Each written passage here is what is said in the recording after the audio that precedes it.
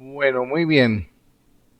Bienvenidos a esta etapa casi final de su proceso de entrenamiento en Spring Boot, en el cual vamos a estudiar un tema que es muy relevante a la hora de desarrollar backend e incluso pues esto sirve también en gran medida para poder darle suficientes insumos al señor del front para que pueda llegar a expresar sus sentimientos al usuario.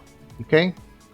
Cuando hablamos de sentimientos, estamos hablando de que no se puede loguear, que al momento de crear un usuario no se puede hacer porque de pronto el usuario ya existe, cómo podemos generar autenticaciones, cómo podemos crear un JSON Web Token y cómo nos podemos entretener nosotros con todo este tipo de elementos y así poder asegurar cada uno de nuestros endpoints que estamos usando para poder emitir algún tipo de tarea que represente algo estratégico dentro del backend.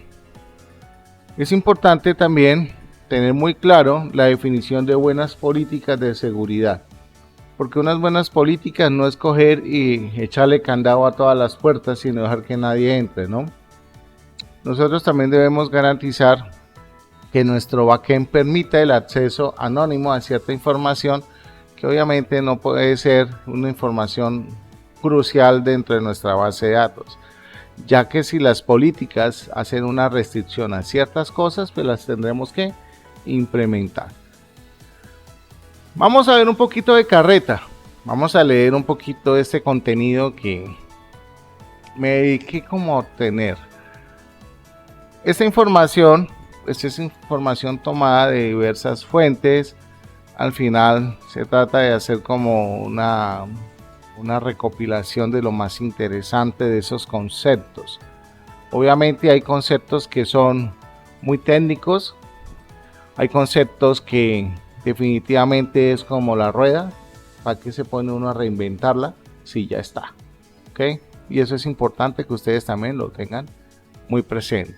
Entonces, ¿qué es Spring Security? Spring Security básicamente es un módulo que está implementado dentro de Spring Boot, el cual nos va a permitir a nosotros asegurar nuestras aplicaciones e incluso asegurar todos nuestros endpoints que se encuentran disponibles para que el usuario haga una serie de solicitudes al servidor y que a partir de todo esto pues, se tenga un nivel de autenticación, de identificación de esos usuarios. ¿Ok? Bien. Tenemos que con Spring Security nosotros tenemos una serie de cosas que son muy importantes a la hora de la primera etapa que tenemos que cubrir nosotros al momento de trabajar con seguridad y protección es la autenticación. En la autenticación básicamente nosotros vamos a identificar quién es ese indio que está entrando, quién es esa persona que se está logueando. La segunda es la autorización. En la autorización nosotros nos vamos a dedicar a especificar qué es lo que va a hacer esa persona. Entonces, lo importante es que nosotros sigamos el paso a paso de cómo podemos hacer estas dos cosas. Hoy vamos a tratar de ver nuestra primera fase dentro de Spring y es cómo vamos a construir cada uno de los módulos que nos van a permitir autenticación, autorización. Hoy no creo que alcancemos a ver JWT, pero yo creo que ya mañana sí. ¿Okay? Ya mañana sí llamamos JWT y quedamos listos.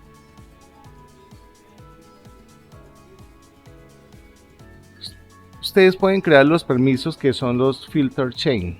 Entonces, pero esos son basados en unos claims que nosotros vamos a otorgar, que son los claims son como ¿cómo es que es el concepto? Un claim como una reclamación, una solicitud especial que hacemos nosotros para que se generen y se autentiquen los usuarios.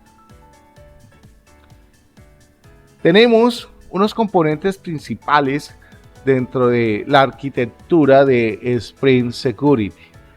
Tenemos el Filter Chain Proxy, el Delegate Filter Proxy y el Security Filter Chain. Cada uno de ellos cumple una función específica dentro de la arquitectura de Spring Security. ¿Okay? Ya ahorita vamos a profundizar un poco más en ellos. Entonces, el primero dice que es el componente central que se encarga de manejar los filtros de seguridad. ¿Okay?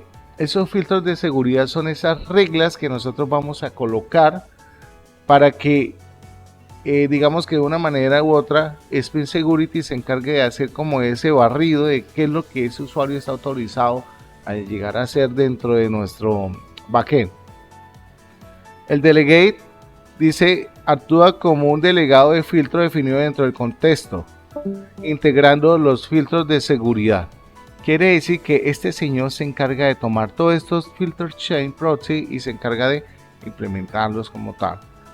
Security Filter Chain es una interfaz que representa los filtros o las cadenas de filtros que nosotros podemos aplicar a cada uno de esos endpoints, es decir, a cada solicitud que nosotros hagamos a nuestro backend.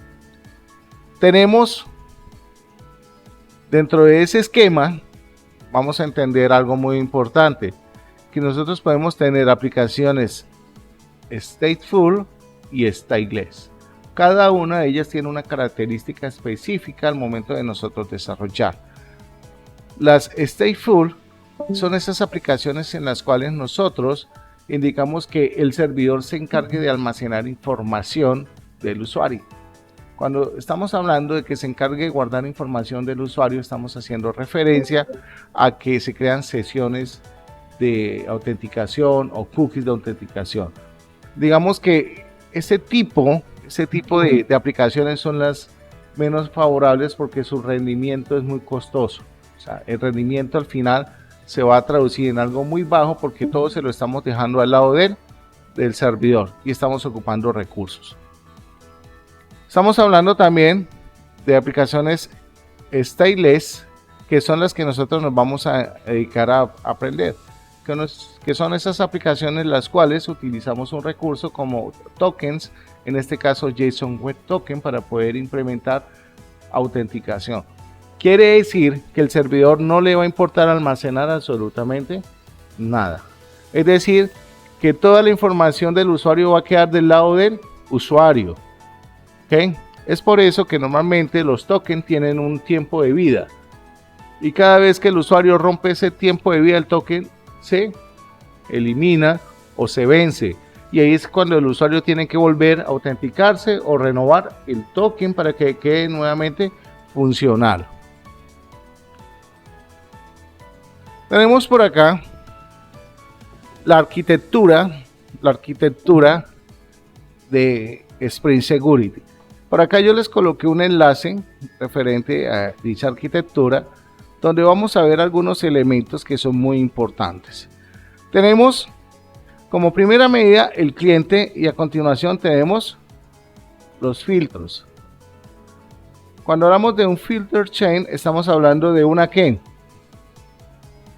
cadena de filtros. Realmente eso lo podemos traducir en que tenemos una lista en la cual nosotros vamos a definir cuáles son esos filtros que debe pasar el usuario cuando se autentique dentro de nuestro backend. ¿Okay? Si ustedes quieren visitar la URL, lo pueden hacer. Aquí nos vamos a encontrar con todos los conceptos. Ahí lo único que yo hice para ustedes fue tratar de traducirles lo mejor posible toda esta información. Claro está que ustedes tienen unas habilidades súper poderosas de leer el inglés, entonces ahí se las dejo. Aquí tenemos algunas explicaciones que son fundamentales. Como siempre les he dicho durante todo su proceso de aprendizaje, sí es muy importante pegarnos siempre a la documentación oficial.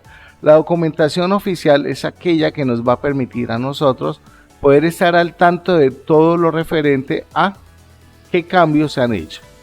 Aquí ya estamos trabajando sobre la versión 3.3. El documento está sobre la versión 3.2. Pues no creo que cambie mucho. Habría que leer la documentación a ver qué elementos hay de nuevo. Importante, lo primero que dicen es que se requiere Java 17 o superior. Eso es muy importante tenerlo presente en cada una de estas implementaciones. Aquí tenemos información de la comunidad. Aquí se implementa o se permite reportar cuáles fueron los cambios que se hicieron con respecto a la versión 3.2. Por eso es muy importante que ustedes hagan todo este tipo de elementos. ¿Okay? Aquí tenemos, ahora lo vamos a ver, esto para qué es, para qué se usa, que es cuando nosotros creamos excepciones propias. ¿Okay? Bien, entonces ahí está la URL donde tenemos los filtros, que aquí en la documentación dice que el filter chain es la estructura que encadena uno o varios filtros de una solicitud HTTP. ¿Ok? Los filtros son los responsables de ¿qué? De gestionar la solicitud. Es importante tener en cuenta que estos filtros me van a servir para asegurar específicamente un endpoint que está dentro de nuestro backend. ¿Okay? Tenemos el filtro 0, 1 y 2 que representan los demás filtros que se encuentran en dicha cadena. Tenemos un servlet, que cuando hablamos de un servlet es aquel señor que se encarga de ¿qué? De manipular, ¿cierto? Es el que se encarga de que ya está completamente seguro que todo está bien, que ese usuario logró pasar todas las estrategias que nosotros definimos dentro de la seguridad. Es decir, el usuario es confiable. ¿Para qué? Para que haga una tarea específica a la cual se le otorgó una serie de permisos. ¿Okay? Y al final, pues simplemente se ejecuta la lógica de la aplicación. ¿Okay? Tenemos, pues dentro de este documento que les tengo, que hay como un flujo en el cual se ejecuta cada uno de estos elementos. Tenemos el primero, como primera instancia, es que ese virus que se encuentra entre la silla y el teclado, hace una solicitud HTTP. Cuando hablamos de una solicitud HTTP, estamos hablando de un post, de un get, de un patch, o lo que nosotros queramos hacer frente al servidor. ¿Ok? Luego la solicitud pasa a través de los filter chain. Pasa los filtros 0, 1, 2, 3 y al final llega al servlet. Es importante que nosotros también tengamos en cuenta y entendamos cómo es el flujo en el cual va recorriéndose nuestra aplicación al momento de realizar este tipo de cosas. Tenemos por acá el Delegating Filter Proxy, que básicamente ese señor crea una instancia del delegado de un filtro declarado en el contexto de la aplicación. Se usa normalmente ¿para qué? Para unir una cadena de filtros. Este señor básicamente es el responsable de tomar esos filtros que se encuentran por allá sueltos en una lista y agruparlos para poder ser comparados y evaluados. Al final, este señor permite establecer un puente entre el ciclo de vida del contenedor servlet y el contexto de la aplicación. Cuando hablamos del contexto de la aplicación, estamos hablando de todo el entorno, todo lo referente a los BIM, a los componentes y a los cuales van a estar protegidos por una serie de filtros que hemos definido nosotros previamente. Ahora vamos a mirar cómo se definen los filtros, cómo podemos implementar la seguridad y la protección a cada uno de nuestros endpoints en su primer fase. Porque por ahora simplemente lo que vamos es a asegurar nuestra aplicación. Tan pronto nosotros establezcamos todas las configuraciones de Spring Security y tan pronto nosotros activemos Spring Security, él automáticamente bloquea el acceso a todos nuestros endpoints. Quiere decir que si yo trato de hacer una petición sin haber establecido un filtro, me va a decir: lo siento, pero usted no tiene permisos, usted no le han dado permisos para entrar acá. Y ahí es cuando nosotros empezamos a establecer esos filtros de acceso. Eso es lo que vamos a aprender a hacer. ¿Okay? Bien, tenemos el Filter Chain Proxy. Dice que es el componente central. Maneja la coordinación de la cadena de los filtros de seguridad para proteger una aplicación web. Bueno. Tenemos el Security Filter Chain, que es otro señor que básicamente son bins que están registrados como Filter Chain en lugar de Delegate Proxy. Filter Chain Proxy dice ofrece varias ventajas de comparación con registros directos dentro del contenido del servlet. Digamos que este señor tiene una gran importancia porque es el que se encarga como de ya orquestar toda esa cadena de elementos, todo lo que ya ha pasado previamente y los filtros que se han definido previamente. Les dejo la literatura para que la lean, para que se instruyan y demás. Aquí tenemos, por ejemplo, en este gráfico se puede evidenciar donde tenemos unos filtros que se están aplicando ¿a quién? A una URL específica. En este caso se estarían aplicando a una URL llamada API y a todos sus elementos que pertenecen, es decir, a todos nuestros endpoints. ¿Okay? Funciones claves de Security Filter Chain: definición de filtros, coordinación y aplicación condicional de esos filtros. Este señor básicamente podemos decir es casi la parte esencial que nos va a permitir a nosotros poder manipular cada uno de los elementos que tenemos dentro de Spring Security. Aquí tenemos una imagen que me pareció súper interesante, en la cual podemos identificar algunas opciones de cuáles son, digamos, esas características que tiene cada uno de estos elementos. Si vemos por acá en la gráfica tenemos 3 estaciones de trabajo y tenemos una base de datos. Ustedes dirán, pero ¿qué significa esto? Resulta que aquí lo que se está explicando es que cuando el usuario está haciendo una petición o está haciendo una solicitud al servidor, fíjense que el servidor queda con la responsabilidad de gestionar todo ese proceso en las aplicaciones stateful. ¿Okay? Mientras que en las aplicaciones de tipo stateless, el usuario es el que queda con la responsabilidad del almacenamiento específicamente de la información. No se le delega a el servidor. Tenemos acá mantenimiento, sesiones gestionadas por el servidor. No se mantiene el estado en el servidor. Autenticación basada en sesiones, en una ID de sesión. Es decir, el servidor es el responsable de guardarlas. Stateless se basa en JSON Web Token. En cuanto a escalabilidad, tenemos que puede presentar problemas.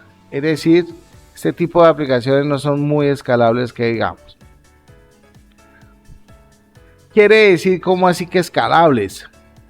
Resulta que nosotros podemos, imaginémonos que tenemos, qué sé yo, aquí tenemos una sede en Bogotá, aquí tenemos otra en México, aquí tenemos otra sede por allá en Brasil. Resulta que este señor, si estamos hablando de una aplicación stateful, hizo sesión en Bogotá. Resulta que si desgraciadamente Bogotá tiene problemas técnicos y Bogotá presenta, no sé, lentitud en la transferencia de información por X o Y motivo, este señor queda pegado a esa sesión. Y si quiere conectarse a otro servicio, pues él va a tener que perder el trabajo que hizo acá. ¿Por qué? Porque va a tener que volver a iniciar sesión, pero con otra sucursal, con otro servidor. Mientras si estamos hablando con Stateful, él no va a tener ese problema. Va a poder conectarse a cualquiera de esas dependencias sin tener problemas de conectividad, sin tener problemas en el momento de establecer un balance de cargas. Es decir, venga, esto está muy lento, me voy a conectar al otro servicio o al otro servidor. Es como muy parecido a lo que maneja Amazon Web Service o como se maneja con Azure. Balance de carga requiere afinidad de sesión, no requiere ninguna afinidad. Almacenamiento, la información está almacenada en el servidor. Información incluida en cada solicitud. Seguridad, las sesiones pueden ser vulnerables. Los tokens deben protegerse adecuadamente. Se puede decir que cuando estamos hablando de aplicaciones stateless, se puede decir que son mucho más seguras que las stateless. ¿Okay? Prevenimos mucho más el tema de inyección de SQL, de exploits y un montón de vulnerabilidades que pueden afectar la información que tenemos. Obviamente, todos sabemos que en internet pues todos estamos expuestos de una u otra manera. ¿Ok? Estamos hablando acá que las stateful pues no son gran cosa versus una con la otra. Les dejo la documentación para que la revisen. Ahora, algo muy importante que nos atañe conocer es el concepto de JSON Web Token. Cuando nosotros estamos hablando de un JSON Web Token, es una palabra bastante hermosa que ustedes normalmente escuchan y siempre vamos a trabajar con JWT. Pero JWT no es simplemente decir vamos a trabajarlo y dejarlo ahí. JSON Web Token es una estrategia que nos va a permitir a nosotros poder almacenar información de forma codificada, de forma encriptada, protegida, pero este JSON Web Token está dividido en tres partes. La primera parte del JSON Web Token es el decodificado, donde el decodificado tiene un encabezado, y en ese encabezado básicamente siempre va especificado el tipo de algoritmo que se está utilizando para hacer el proceso de encriptamiento. Como segunda medida, estamos viendo cuál es la estrategia que se utilizó para poder generar esta llave, en este caso JSON Web Token. Tenemos el payload, que básicamente cuando estamos hablando del payload estamos haciendo referencia a la información de un usuario, pero ojo, esa información es totalmente restringida y basada en lo que nosotros estamos enviando. Acá siempre hay un subject, siempre ahí está el nombre del usuario, y en este caso se está manteniendo como una fecha en la cual se hizo el petición. Aquí tenemos una firma de verificación. La firma de verificación, digamos que es una de las partes más importantes del JSON Web Token. ¿Por qué es lo más importante? Porque es lo que nos va a garantizar a nosotros que tenemos almacenamiento de nuestra data. ¿Listo? Joel, André, Jorge, Carol, compártanme en la pantalla por favor, si no lo saco del Discord. Tenemos, lo vemos, ahí faltan algunos por acceder, por favor. Don Arley. Todos deben estar en el Discord y compartiendo pantalla, por favor. Debe ser la pantalla, no la ventana, por favor.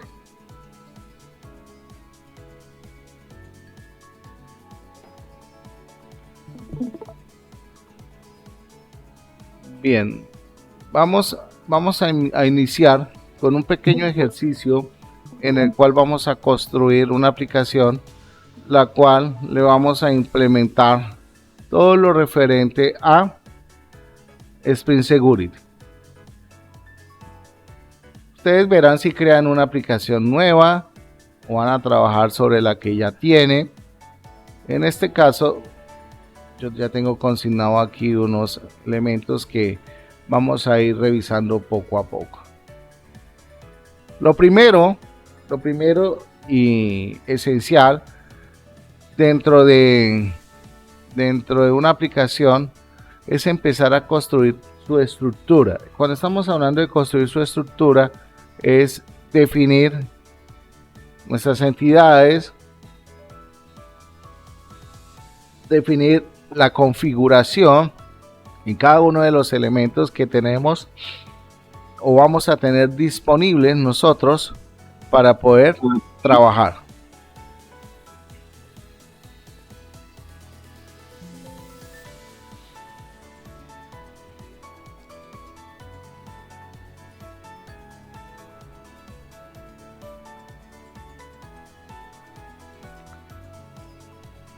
En su documentación, lo primero que tienen que hacer pues, es establecer la cadena de conexión a una base de datos.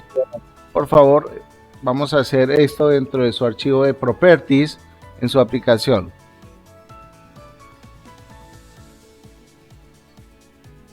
Señor, no le entendí lo que me dijo. Sí, creo que sí, está en Classroom.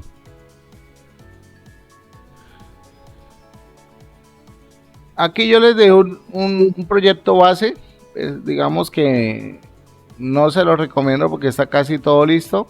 La idea es que ustedes entiendan cómo es el flujo de creación de todo el proyecto. Lo primero que vamos a hacer es a definir 3 entidades. Dentro de esas 3 entidades vamos a definir una entidad de los roles y una entidad para usuarios. ¿Okay? Usuarios. Estas 2 entidades van a permitir poder establecer algunas características. Entonces vamos a ir paso a paso porque hay cosas que están acá que de pronto les va a generar errores y las copian y las pegan todas al mismo tiempo. Entonces lo primero que van a hacer es a definir los atributos de ID, nombre y nada más por ahora. Después vamos a establecer las relaciones, ¿ok? Después establecemos las relaciones. Entonces, por favor, hagamos el atributo de rol y hagamos la entidad de usuario. Es muy importante que en el nombre de la tabla, pues, especifiquemos usuarios con plural. ¿Por qué en plural? Porque si le definimos como user, para una base de datos hay que tener en cuenta que muchas bases de datos utilizan una tabla llamada user y puede ser que esto genere algún tipo de error dentro del core central del motor. Entonces vamos a definirle users. Hay otra manera de que usted le pone un slash al inicio y al final, pero entonces su tabla quedaría con el nombre encerrado entre comillas y realmente pues a mí no me gusta de esta manera.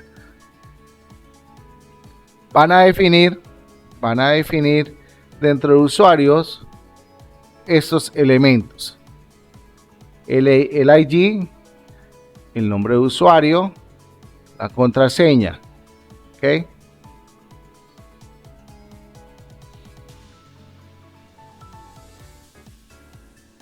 Después de que definan estos elementos, van a establecer la relación bidireccional. ¿Ok? Y por acá, en lugar de list, van a utilizar set y hash set. ¿Ok? Van a hacer esos cambios. Entonces, por favor, procedan. Notemos que aquí tenemos el JSON Ignore Properties. Este JSON Ignore Properties lo estamos utilizando para poder prevenir el famoso problema de la información cíclica, ¿no? Entonces, esto nos va a prevenir y nos va a prevenir también el error de serialización cuando utilizábamos el JSON Pack Manager, etcétera, ¿ok? Entonces, es importante implementar este señor. Y después de esto, van a crear ustedes los repositorios. Crean las entidades user y role. Después de user y role, van a crear los repositorios para user y role. Noten ustedes que hay una definición de una tabla intermedia. Esto es una tabla intermedia que se va a llamar user roles, donde vamos a tener como llave compuesta el user ID y el role ID. ¿Ok? Entonces, por favor,